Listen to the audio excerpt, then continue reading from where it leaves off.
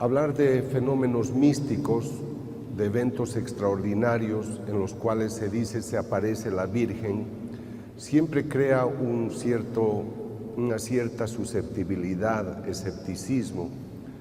Ustedes son muy bendecidos en Colombia porque seguramente junto a México, a Filipinas, Guatemala, Polonia, son uno de los países más católicos del mundo, porque para ustedes la parte espiritual es muy importante. Entonces, yo pienso que en la historia Dios siempre está unido al comportamiento de los humanos y por eso, para animar ese compromiso cristiano espiritual, permite ciertos acontecimientos, como en este caso el de Guadalupe, o como fue Fátima, o como hoy tenemos de manera extraordinaria todos los días en Medjugorje. ¿Por qué suceden los milagros? No sé si alguno de ustedes ha visto personalmente a la Virgen, pero muchos no la hemos visto y creemos por fe. Acabamos de comulgar el cuerpo eucarístico y nosotros por fe creemos que Cristo está presente en la Eucaristía, pero a veces ni el sacerdote ha visto la carne ni ha visto la sangre, pero por fe creemos que Cristo está presente en la Eucaristía. El Catecismo de la Iglesia Católica, en los numerales 150-153, explica que la fe es una adhesión libre y voluntaria a la verdad revelada porque confiamos en quien la ha revelado. Entonces, tú eres católico, crees que la Virgen María es la Madre de Dios, es la Madre de Jesucristo, y tú dices sí, pero yo te digo, tú no la has visto. Dices no, pero yo creo por fe. Entonces, ¿por qué sucede el milagro? Hay un teólogo que se llama León Dufour y él dice, el milagro sucede para confirmarte que aquello que tú crees es verdad. Yo he hecho muchos estudios de apariciones de la Virgen, apariciones modernas, he estado en más de 100 apariciones, y el momento que el Padre con tanta emoción y entusiasmo celebraba la misa y ustedes le acompañaban, yo pensaba realmente en el gozo que habría en el cielo cuando la Virgen, Dios ve que sus hijos la recuerdan de manera agradecida. Tu presencia fue importante para nosotros, es importante. Y a mí como investigador me alegra decirle a la gente, esto es verdad, esta no es una leyenda, esta no es una tradición, no es un cuento, es real. Pero como a veces la gente duda, y la Virgen de Guadalupe ha sido muy cuestionada, aún por los propios mexicanos, la Virgen nos da muchas pruebas de su presencia. Este es el libro del cual el Padre hablaba anteriormente. Es un libro que está escrito en lengua náhuatl y relata toda la experiencia de Juan Diego. Se escribió a los pocos años de haber tenido esa experiencia extraordinaria, o sea que hay documentos que nos ayudan a creer que la historia de Juan Diego realmente tiene un asidero muy concreto. Ustedes saben que Juan Diego era sí ya un hombre mayor, pero se lo conoce como un hombre muy honesto, muy moral, humilde, sencillo. Esta es la colina del Tepeyac, y es acá donde se encuentran ya otros documentos que son de la época, donde se explica lo que puede haber sido esta aparición. Pero la historia es interesante. El Padre ya les ha dicho varias cosas. La Virgen se presenta a este campesino, pero algo que yo quisiera rescatar es el comportamiento de Diego. Diego la ve a la Virgen. Estamos hablando del año 1531, diciembre, y él se muestra entusiasta y respetuoso. Le dice, mi niña, mi preciosa, mi hermosa, mi bella, yo soy el pequeño. Este detalle es sumamente importante porque está mostrando una aceptación. Yo les voy a mostrar luego otra aparición que ocurre un siglo y medio después en Sudamérica, pero el hombre a quien se le aparece es un cacique, es más culto que Diego, es más poderoso, pero él toma una lanza y se la arroja a la Virgen, no le dice mi niña y mi preciosa. Yo trabajo mucho en México, acabo de llegar hace 3 días de México a su país, y yo les decía a los mexicanos, yo soy extranjero, conozco todas las ciudades más importantes de México, dicto unas 100 conferencias en ese país, o he dictado, y es un país que se declara mexicano y guadalupano. Entonces yo les pregunto, ¿por qué creen ustedes que Jesús, Dios, permitió que su madre se quedara acá? Porque sabía que el mexicano la iba a cuidar, iba a ser de ella su estrella. Y por esa actitud de aceptación que ellos han tenido, hoy se la conoce como la emperatriz de las Américas y del mundo. Yo estoy en Filipinas, estoy en Corea, estoy en Egipto, estoy hace poco en Washington, en su gran basílica, y siempre está presente la Madre de Guadalupe. Entonces, yo pienso de que ellos fueron las personas que acogieron esta presencia con mucho amor, pero empieza con toda la actitud que tenía Juan Diego.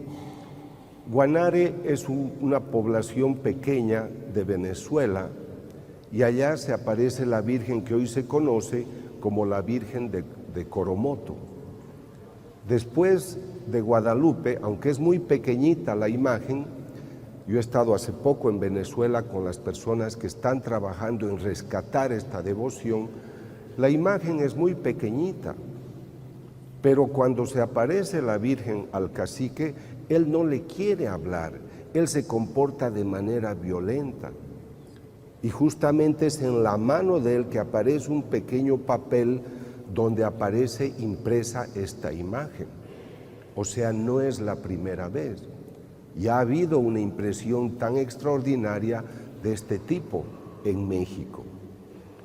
Como señalaba el padre, el obispo no cree al principio. Y esto a mí un poco me sigue impactando, este escepticismo, porque yo he estudiado muchas apariciones en el siglo XXI. Y la primera respuesta que yo he recibido es: no creo.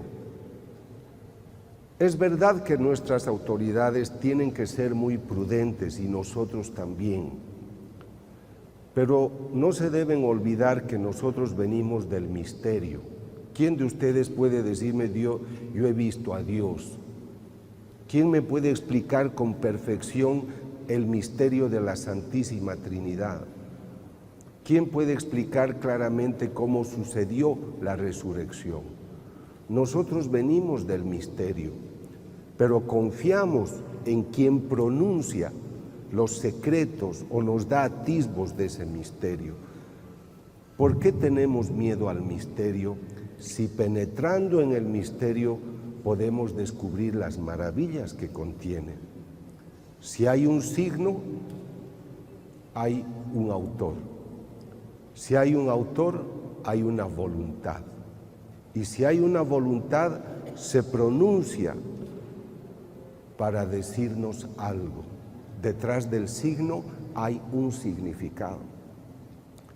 Entonces, yo digo siempre que el cerebro es como un paracaídas, solo sirve si se abre. Por lo tanto, ha sido importante que después de tener la prueba le dicen, no creo, pero si estás teniendo esta experiencia, dile a la Virgen que te dé una prueba. Él va y le dice, madre, me piden una prueba, toma las flores de ese lugar. La colina del Tepeyac es fría, es invierno, es rocosa, pero él coge unas flores y es ahí donde va a ir. Lo hacen esperar mucho tiempo, no lo reciben inmediatamente, es objeto de burlas, pero cuando él muestra su poncho, el ayate, pues ve impresa esta imagen extraordinaria. Esta es una toma del original de la Virgen, Vean la superficie con un color, pigmentos perfectamente adheridos a una superficie que además es irregular. Pueden ver acá que en el medio hay una división. En realidad el poncho tenía 3 divisiones. Está confeccionada con el hilo de la fibra es de un cactus que normalmente ellos lo utilizaban para protegerse, para hacer pequeñas canastas, pero la duración es de 15 a 30 años. La textura se va deteriorando poco a poco y dura más o menos, como decía, 15 a 30 años, pero esta ya va a tener casi 500 años y está impecable. Estas son las pequeñas construcciones que han ido haciendo poco a poco, porque la Virgen le dice: yo quiero que me hagan acá una pequeña casa. Ha ido creciendo poco a poco. Esto es para que se documenten y tengan una idea del contexto mexicano. Pero ya la imagen empieza a llamar la atención. ¿Cómo puede ser de que salga impresa una imagen con tanta nitidez en una fibra tan áspera, tan rugosa, tan irregular? Cualquier pintor lo primero que busca es que esta, para poder pintar, tenga una superficie lisa y muy regular.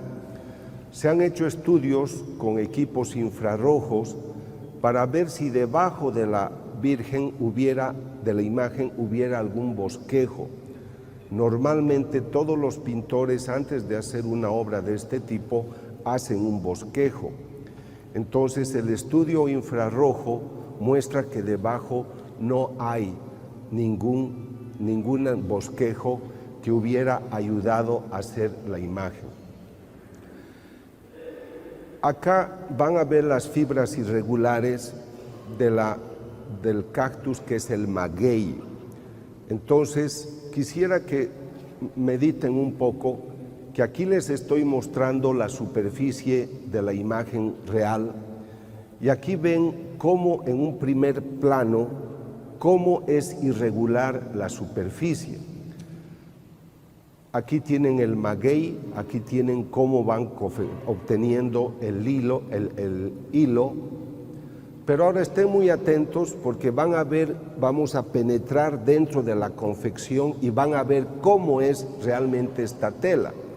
Vean la perfección del color, los detalles que ustedes observan, las manos, el cuello, los ojos, pero ahora fíjense cómo es realmente la tela. Van a ver el interior, vamos a penetrar y díganme si en esta superficie alguien puede pintar una imagen con tanta nitidez. Esto es lo extraordinario. Cuando se han hecho estudios, los equipos españoles de artistas han querido ver si habían pinceles que se utilizaban, porque el pincel le da una dirección al color, pero acá no hay una dirección. Los científicos concluyen de que el color brota del interior, como si hubiera sido disparado por alguna forma de radiación desconocida. O sea que se excluye que cualquier mano de artista hubiera pintado esta imagen. Hubo muchos accidentes que han deteriorado la imagen, pero por ejemplo acá se derramó ácido nítrico. El autor se escapó por miedo porque dijo: he destrozado lo más bello que tienen los mexicanos, pero se creó una mancha que sí hubo una quemadura que se fue refaccionando por sí sola. Pero algo que está llamando la atención también hoy a la gente es de que en los contornos hay una especie de deterioro por el tiempo. Por eso han puesto ahora en el vacío la imagen y está sellada entre vidrios, justamente para prevenir cualquier problema de deterioro a causa del ambiente. Pero lo que los profesionales observan es de que todo lo que se conserva dentro de la imagen permanece impecable. El profesor Callahan, que es un profesor experto en biofísica que a mí me ayudó a estudiar un caso de las apariciones de la Virgen en Conyers, Atlanta, en 1993, él dice, si nosotros analizamos la nitidez del color de lo que es la imagen, debo concluir que este cuadro se ha pintado la semana pasada. O sea, la nitidez, brillantez de los colores y la textura muestra de que es algo bastante fresco, pero no lo mismo en lo que pueda ser el alrededor, pero sí lo que es la imagen misma de la Virgen. También el Padre les he explicado que hubo muchas persecuciones. México ha sufrido en 1928, 29, 30 persecuciones religiosas, pero hubo otros antecedentes ya. En 1919, 20, 21, 22 hubo algunos atentados, pero uno muy fuerte sucede cuando colocan en el altar una dinamita para destruir la imagen, explota la dinamita, pero lo único que sufre es un crucifijo de bronce que es el único que queda doblado. Si esa explosión ha creado semejante circunstancia, imaginen ustedes lo que habría hecho con la imagen, la tenía que haber hecho polvo. Pero vean aquí cómo pues Dios salvaguarda sus cosas. Si ustedes van a la basílica van a poder observar este crucifijo y van a poder ver siempre la imagen intacta. Ya en los años 30, 50, 1930, 50, se hacen estudios fotográficos de primeros planos de los ojos de la Virgen, y Carlos Salinas con Manuel de la Mora, que fueron de los primeros que se dieron cuenta de algo especial en los ojos de la Virgen. Observaron que en la córnea se veía el rostro de una persona con barba. Yo he estado con los científicos para poder indagar cómo han trabajado ellos. Han hecho muchísimos estudios en distintas épocas, pero se ha confirmado realmente que en la córnea hay la imagen de algunos personajes que poco a poco van a ir ustedes viendo con mayor nitidez. Vean acá, por ejemplo, se insiste en este rostro de una persona con barba, pero vamos a penetrar con mayores detalles. Este es el profesor Enrique Graue, que era oftalmólogo, y él dice que en la córnea, en el cristalino, se observa la imagen de un hombre con barba, que es lo que acaban de ver ustedes. Pero una declaración del profesor Graue es la siguiente. Él toma su oftalmoscopio y está mirando. Fíjense que para hacer estas investigaciones tienen que poner una plataforma alta y poder trabajar con cierta tranquilidad. Los periodistas estaban alrededor cuando el profesor Graue iba a mirar los ojos de la Virgen, y en este momento él está mirando, se olvida que tiene público debajo, y mientras mira lo que se llama la profundidad de ojo, dice: levante la vista, por favor. Claro, él se da cuenta luego que ha hablado en voz alta y todos se sorprenden. ¿Por qué has dicho levanta la vista, por favor?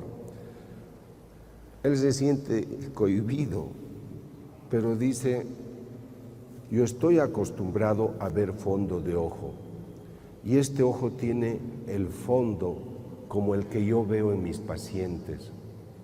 Me olvidé que estaba viendo un cuadro y por eso dije: levante la vista, por favor, que corresponde a la rutina.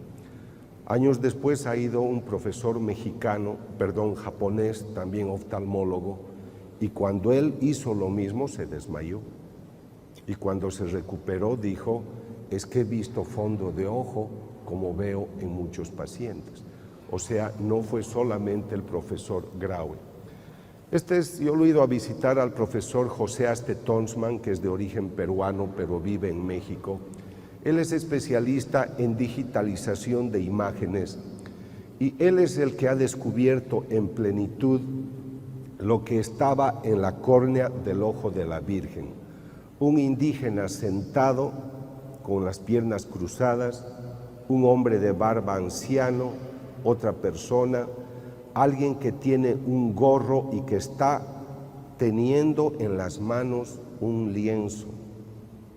Él piensa que este es el momento en el cual Juan Diego, que tenía un gorro, está mostrando realmente la imagen de la Virgen. Encuentra una mujer con un sombrero de 3 puntas. Nadie había visto en nuestras épocas algo así, pero los estudios históricos muestran que en esa época habían personas que tenían sombreros de 3 puntas. Hay un niño. Este fenómeno se llama la ley de Purkinje y Samson. Si yo me aproximo a una persona que está cerca de la luz, yo puedo ver que en su ojo, en la córnea, se refleja alguna imagen, porque la córnea se comporta como un espejo. Esa ley ha sido muy estudiada por los médicos. Aquí ven ustedes cómo la córnea, el cristalino, la pupila, pueden captar imágenes incluso al revés. Eso sucede en el ojo de cualquiera de nosotros, en los 2 ojos. Entonces el profesor Aste ha estudiado los 2 ojos y puede ver perfectamente que como unos están siendo captados por el ojo izquierdo, otros por el derecho, la postura de todos cambia absolutamente y todos están reflejando el comportamiento, su presencia de acuerdo a la angulación en el lugar que se encontraban. Entonces la conclusión del profesor Aste Tonsmann es de que durante la aparición había 13 personas y entre ellas descubre una mujer de raza negra, que es la última. Entonces, como no se sabía de gente de raza negra, porque estamos hablando del 1531, han encontrado unos documentos en los que indica que fueron a trabajar algunas personas a México, obviamente eran esclavos, pero que cuando llegó el obispo Zumárraga a la residencia donde él vivía, él dio inmediata libertad a la negra que trabajaba en su casa, que se llamaba María. O sea que históricamente se puede demostrar que había realmente una persona de raza negra en la casa del obispo, y esa persona se la ha podido identificar gracias a estos estudios. Quisiera que observen muy bien esta imagen, porque acá les estoy mostrando en la fotografía obtenida microscópicamente por digitalización por el profesor Aste Tonsmann, hay un hombre anciano. Pero ahora vean lo que sucede con esta imagen. Este es el obispo Zumárraga. Ese es un cuadro que se pintó años después. Entonces, fíjense cómo realmente tenemos las pruebas de que en el momento de la aparición estaba el obispo, hay un hombre que interpreta a este como el traductor que le estaba traduciendo al obispo lo que hablaba el campesino, porque obviamente no estaban hablando en español. Yo he estudiado bastante y he estado con el padre Gobi. El padre Gobi fundó los movimientos sacerdotales marianos y en sus textos escribe algo que le dijo la Virgen. Estoy hablando de 1980-81. Busquen los secretos de mis ojos en Guadalupe. O sea, la Virgen se lo dijo por su parte al padre Gobi, pero ya la ciencia por su parte estaba trabajando estos temas. Se han hecho muchos estudios sobre la geometría, sobre la presencia de las estrellas, pero, por ejemplo, los expertos en pintura, en arte, han hecho estudios sobre la distribución geométrica cuando ellos pintan un cuadro de este tipo y han hecho todo un seguimiento geométrico para ver la perfección, cómo está centrada la imagen, demostrando que realmente todo el cálculo de focalización, distribución, es realmente perfecto. Esto lo ha hecho un artista altamente formado en lo que pueda ser la tridimensionalidad, la angulosidad, la perspectiva, y por eso creo que vale la pena poder conocer estos datos.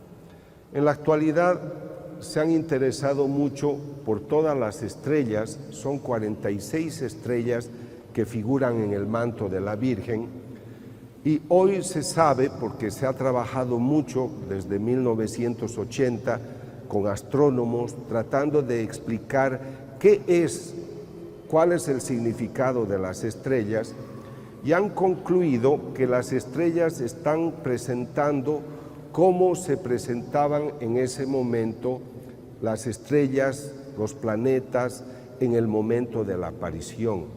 O sea, las constelaciones están representadas perfectamente en el lugar, en la ubicación, en el grado, en la latitud, que ocurrió justamente en diciembre de 1531. Pero ese es un estudio, se están publicando ahora nuevos libros, hace 2 o 3 días me llevaron uno a México, y esta es la presencia de una madre importante. Hay misterios, como por qué no se deteriora el ayate, cómo puede haber esta imagen tan perfecta sin que se pueda evidenciar la presencia de una dirección en el pincel.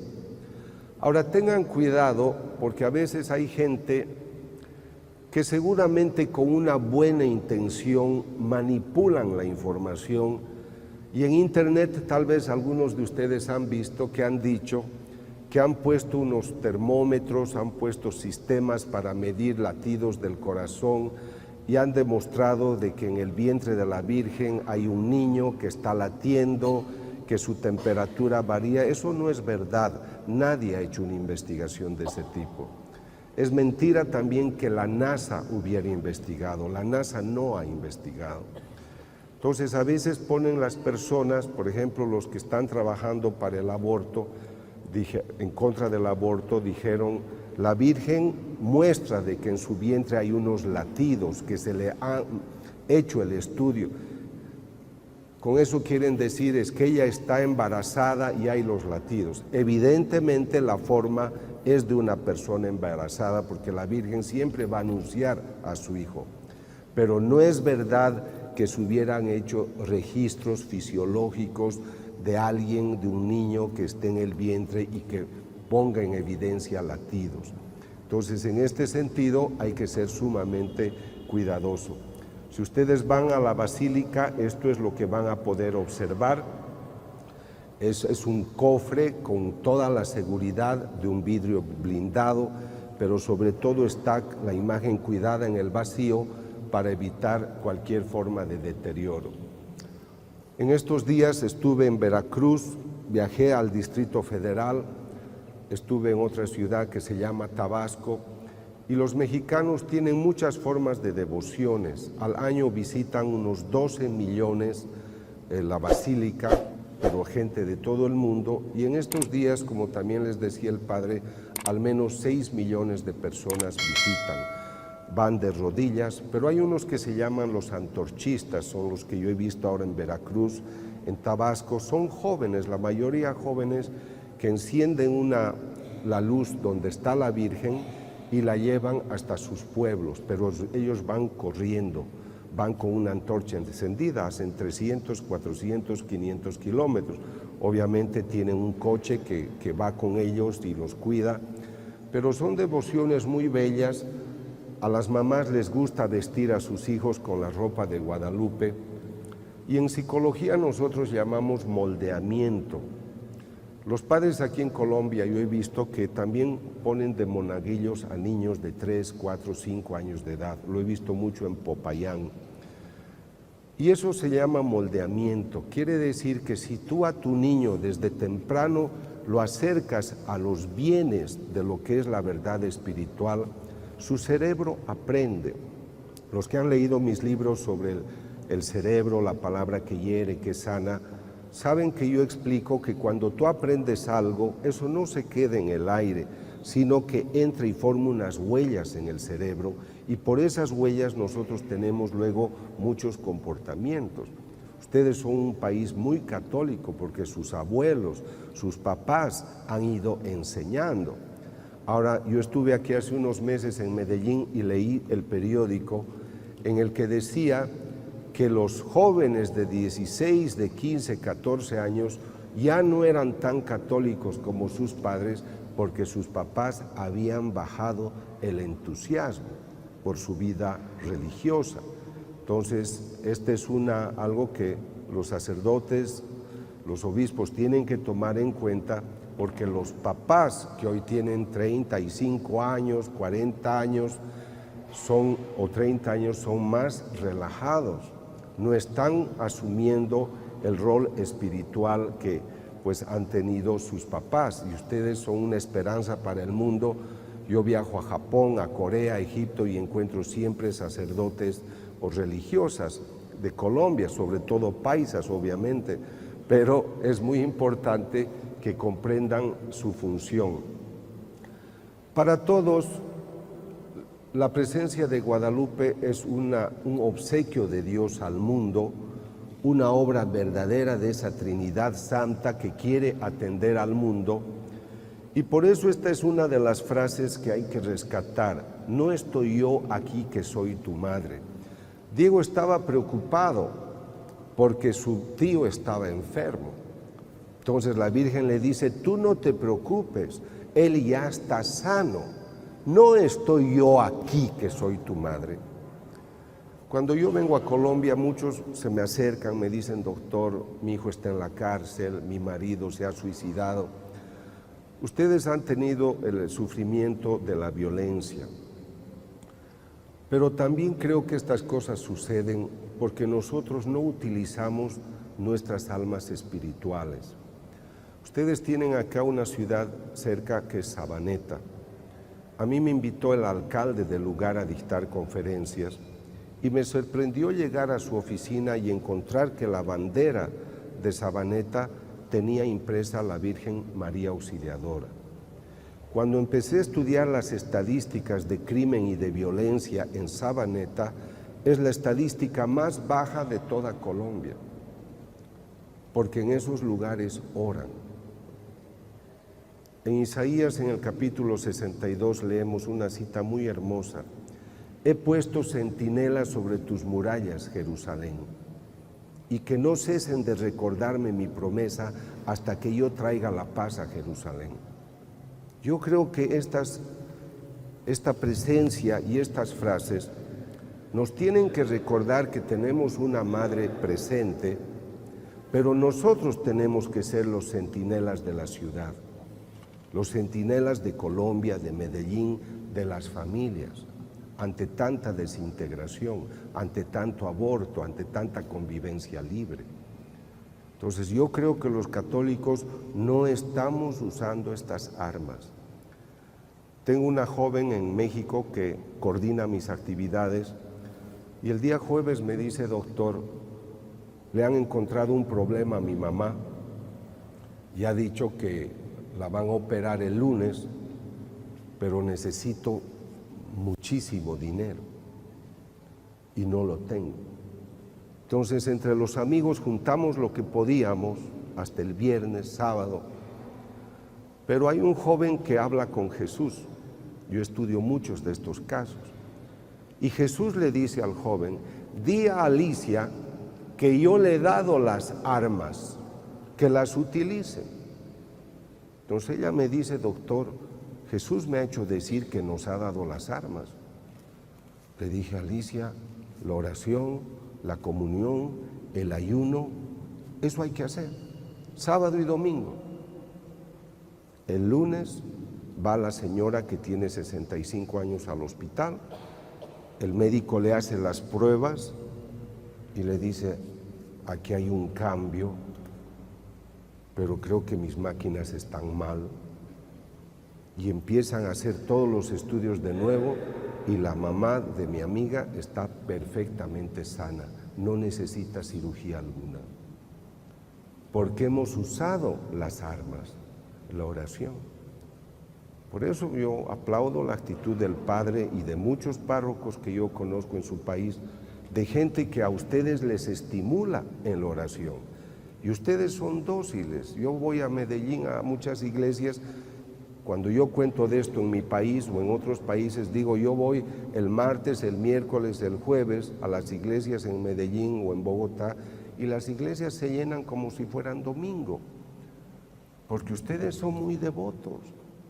Entonces, si el mal existe, es porque nosotros no le ponemos el freno, y el freno no va a venir del gobierno.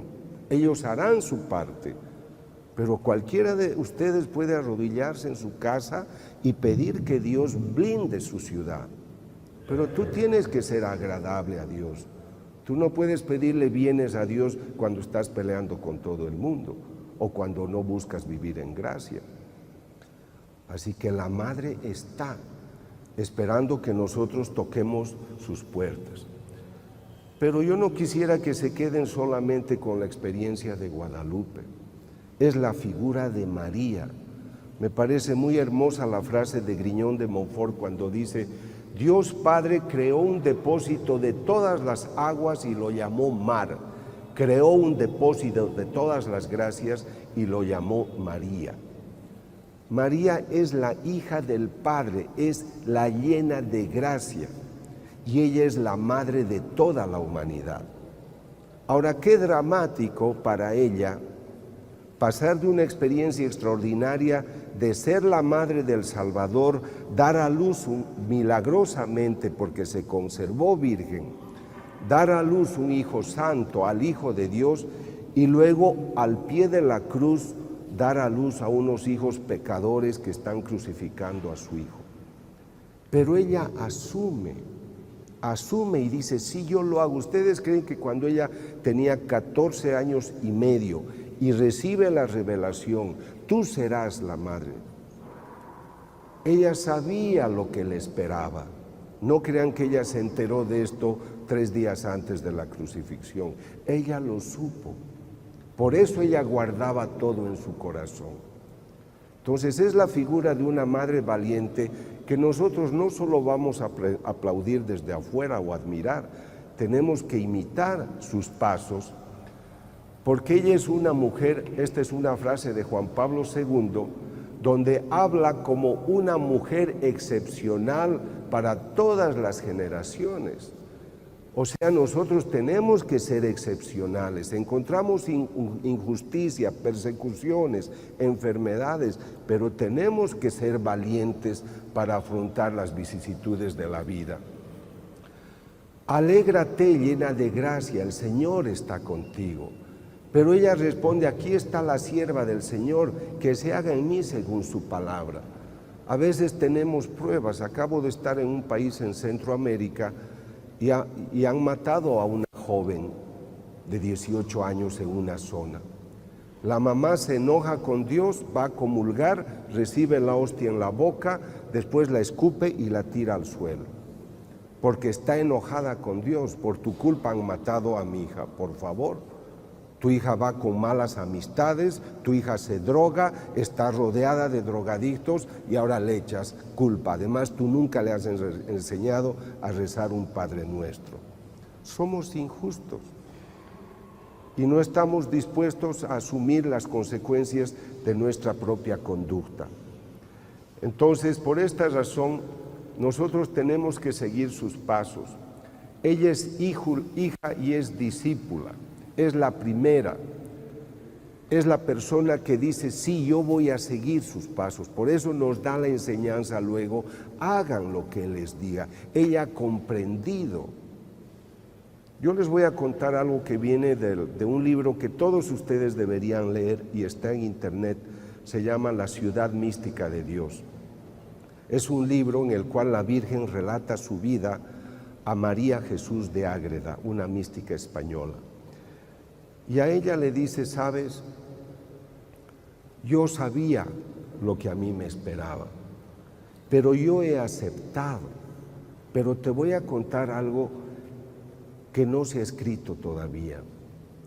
Cuando mi hijo subió a los cielos,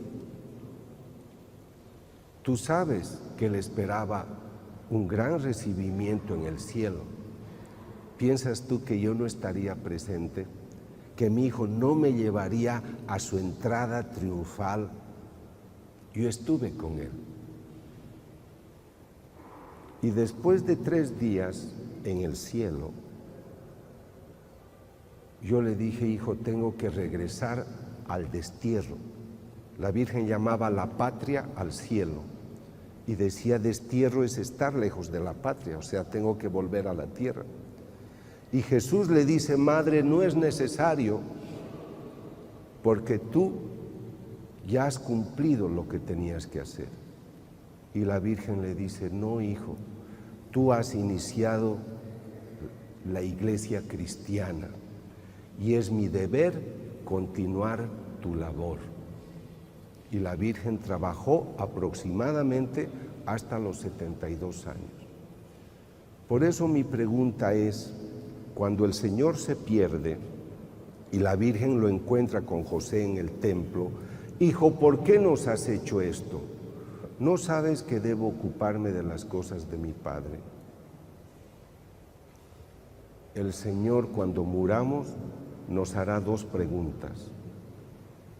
¿Cuánto has amado y cuánto has cuidado la casa del Padre? ¿Cuántas personas se han convertido por tu ejemplo? ¿A cuántas personas has llevado la palabra de Dios? Por eso Juan Pablo II dijo, todo bautizado tiene el deber de evangelizar.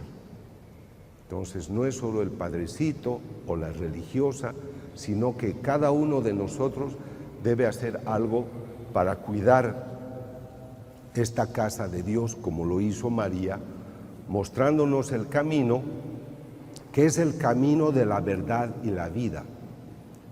Y justamente en nuestra vida, ¿qué es lo que más nos pide el Señor? Que hagamos su voluntad. Por eso la Virgen tuvo este conocimiento y nos da una consigna tan importante como es hagan lo que Él les diga.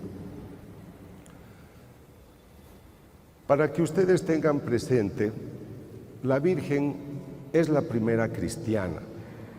Ella es la madre y maestra de la iglesia, porque realmente ella tomó muchos roles. Después que la Virgen ha estado en Éfeso, esto también ella lo relata a sus místicos, ella vuelve a Jerusalén. Pero lo primero que pide es, quiero hacer un recorrido por todos los lugares que mi hijo ha recorrido hasta llegar al Gólgota. Y así empieza el Vía Crucis. Ella fue la autora del Vía Crucis, fue la primera. Después los reúne a los apóstoles y les dice, es hora que tengamos una oración que sintetice la fe que mi hijo nos ha enseñado. Entraremos en ayuno durante 9 días y pediremos que el Espíritu Santo nos ilumine. Las novenas empiezan con la Virgen María. Se reúnen los 9 y dice, Pedro, empieza tú. Y Pedro dice, creo en Dios Padre Todopoderoso. Sigue tú, Santiago, creador del cielo y de la tierra. La Virgen hay que conocerla. Es fuente de sabiduría. El respeto a los ornamentos, todo cómo se iba a ir celebrando poco a poco la Eucaristía. Muchas fueron iniciativas de ella. Por eso, con toda razón, se la debe reconocer como madre y maestra.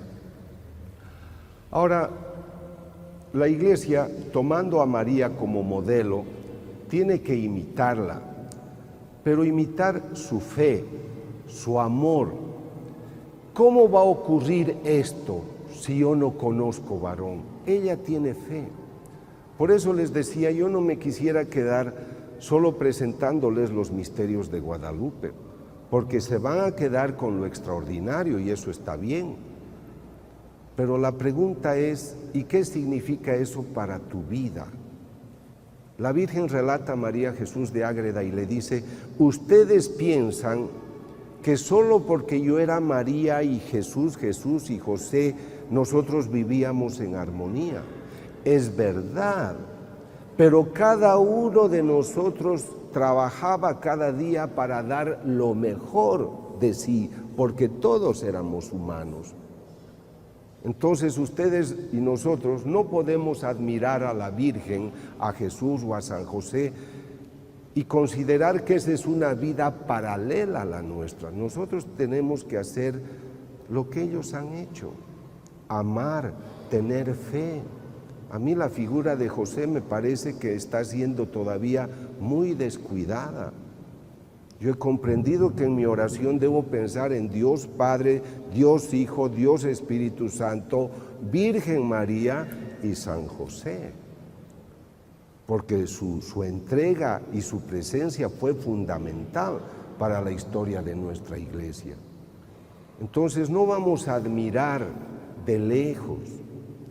¿De qué sirve admirar a alguien si no estamos dispuestos a hacer lo que ellos han hecho? Aplaudimos a Teresa de Calcuta, aplaudimos a Nelson Mandela que acaba de morir, pero ¿cuántos dicen yo voy a hacer lo mismo en lo que a mí me toca? No necesitas ser un gran político, sé un buen hijo, sé un buen parroquiano, sé un buen sacerdote, sé un buen sacristán, sé un buen hijo de familia. Ama y haz lo que quieras. Entonces, por eso decía que debemos entender esta fe profunda, y me parece bellísima rescatar esta cita de Hebreos 11:1, la fe es creer en lo que se espera, es la certeza de las cosas que no se pueden ver. Y es aquí donde aprovecho unos minutos, porque siempre me dicen, doctor, y va a hablar de las hostias que sangran. La Virgen es madre de la Eucaristía, y seguramente la mayor bendición que yo he tenido en mi vida es tener la oportunidad de estudiar milagros eucarísticos, porque todo cristiano sabe que el centro de la vida cristiana es la Eucaristía. Nosotros por fe creemos que Cristo está presente en el pan consagrado, en el vino consagrado, pero les decía, el milagro sucede para demostrarte que aquello que tú crees es verdad. Mira que estas hostias sangran. Esta hostia sangra el 92 en Buenos Aires, esta el 96. Hago los estudios durante muchos años, 6 años y medio, invitado por el cardenal Jorge Bergoglio, que ahora es el Papa Francisco, y demuestro de que no solamente la sustancia es sangre, sino que los coágulos muestran un tejido vivo. Y no lo digo yo, lo dicen los médicos, patólogos, expertos en medicina forense del corazón. Es músculo del corazón, miocardio, ventrículo izquierdo. Pero el momento que el doctor Castañón tomó la muestra, el tejido estaba vivo. ¿Por qué dice que estaba vivo? Porque hemos encontrado glóbulos blancos intactos, y los glóbulos blancos intactos solo pueden llegar a esta parte por circulación sanguínea. Así que cuando usted tomó la muestra, el tejido estaba vivo. Los glóbulos blancos en nuestro organismo sobreviven 12 horas, fuera del organismo 5 minutos a 1 hora. Estos tienen 6 años frescos, intactos, sin ningún preservante. Entonces esto es demasiado extraordinario. Me ocurre hasta el 2006 estudiando para el cardenal Bergoglio las hostias de Buenos Aires. Pero el año 2009, otro obispo, esta vez un obispo mexicano, me pide que estudie unas hostias que han sangrado. Es el obispo Alejo Zavala, obispo de la diócesis de Chilpancingo, Chilapa, en el estado de Guerrero, donde una ciudad importante es Acapulco. Él me dice, doctor, esta hostia ha sangrado el 2006. Yo voy en noviembre de 2009, 3 años después. Y me dice, estúdiela, por favor. Pero lo primero que necesito que me diga es si la sangre le han puesto por encima o brota del interior. 2 estudios realizados en laboratorios distintos en fechas distintas muestran que la sustancia brota del interior hacia la superficie. Nadie ha puesto. Este es el otro estudio que muestra que del medio sale la sustancia, que es sangre. Los estudios muestran que se trata de sangre humana. Pero en los 2 estudios de hostias que tengo, estoy haciendo 10 estudios, pero en estos estudios, que en realidad son 3, 2 de Argentina, 1 de México, los tejidos están lastimados. En la hostia de Argentina ha habido un infarto al corazón. Estas se llaman estrías y cuando en un corazón sano están sanas, las estrías son rectas y los espacios interestrías son pequeños. Acá el médico, el doctor Federico Tsugibe, dice: su paciente ha sufrido mucho porque ha tenido un infarto al corazón.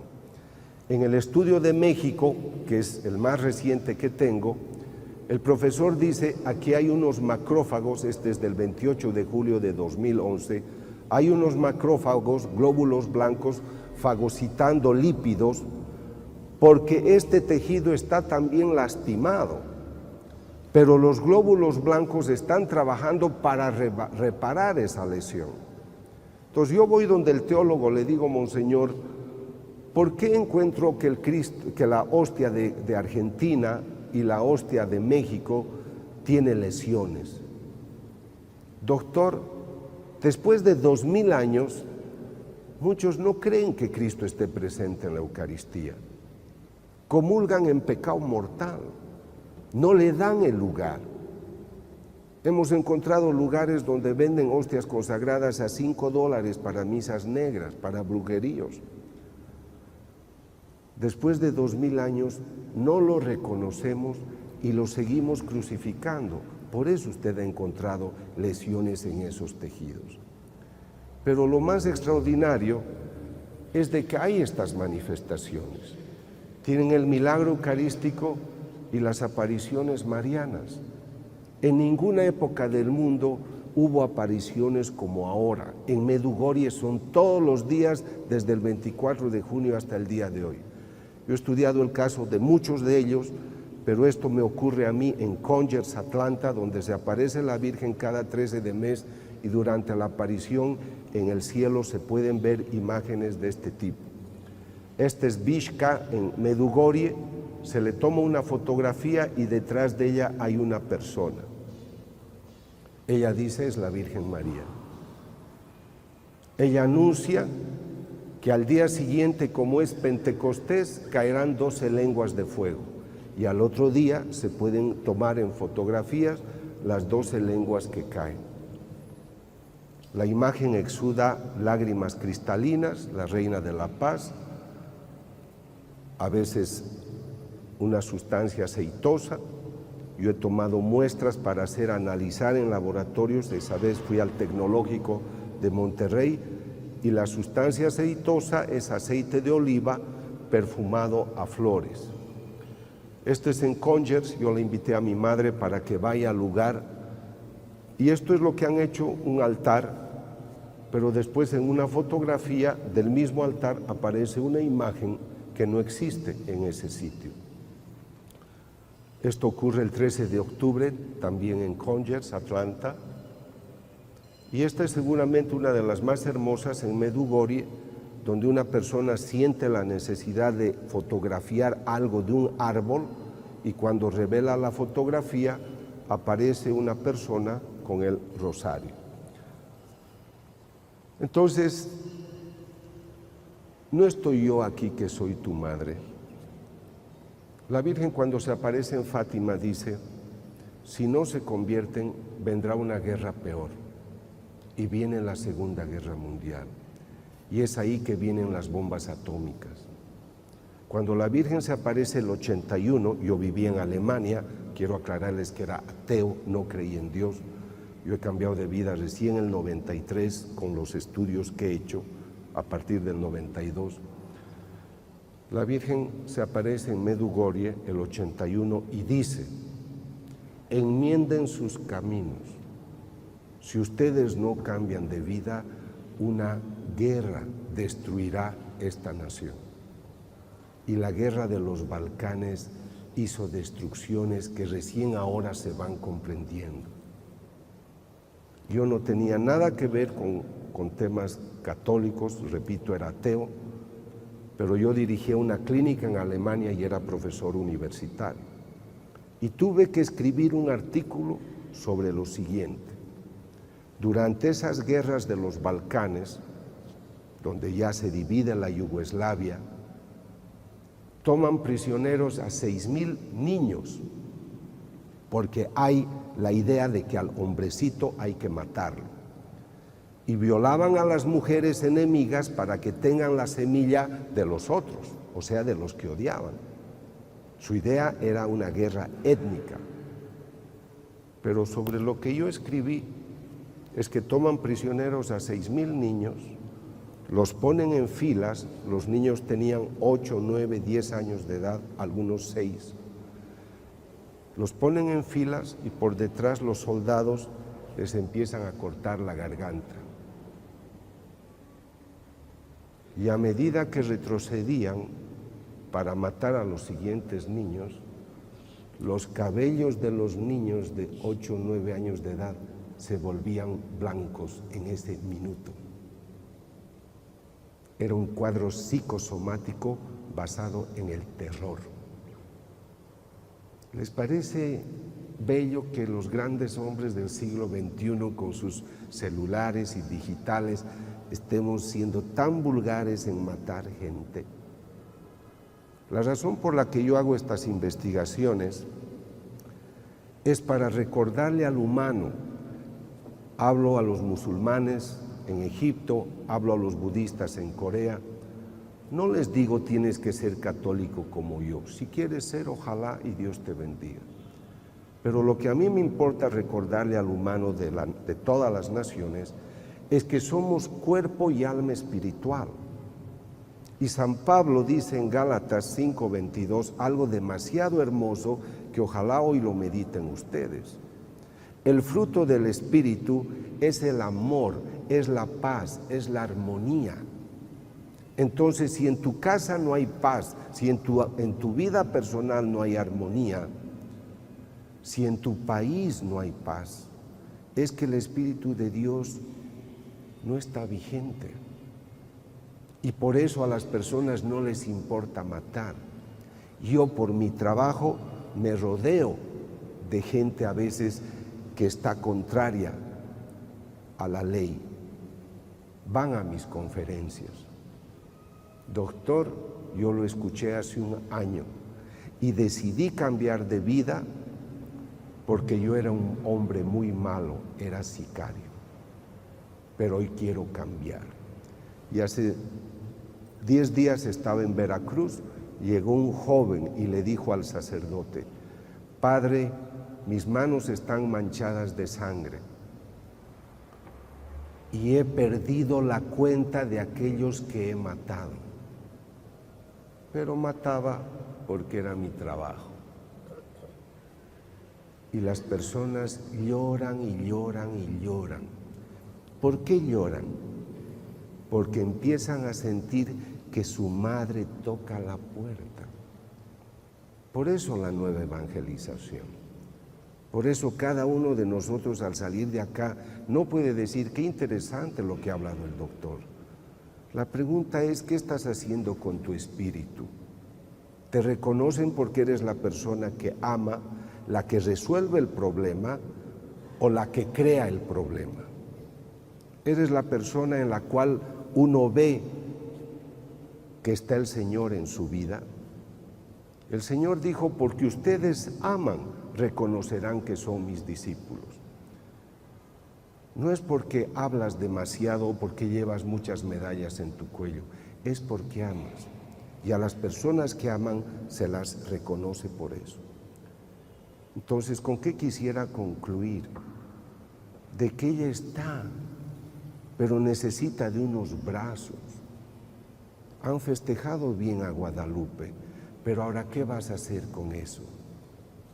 Tienen que salir con la antorcha encendida y decir, desde ahora yo salgo de aquí a buscar la oveja perdida, porque tú tienes que ser la madre o el padre de esa persona que todavía no conoce a Dios. Que Dios les bendiga y muchas gracias.